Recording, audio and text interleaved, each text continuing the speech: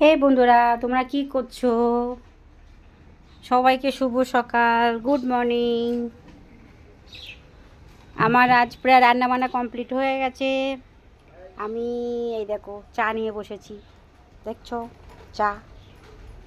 তো আজকে সোমবার, শ্রাবণ মাসের লাস্ট সোমবার, তো তার জন্য হচ্ছে উপোস করেছি।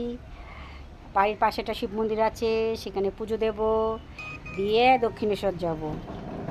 দক্ষিণেশ্বর মায়ের পুজো দেবো, বাবার পুজো দেবো, দিয়ে তারপরে বাড়ি আসবো। বাড়ি আসতে আসতে প্রায় সন্ধে হয়ে যাবে।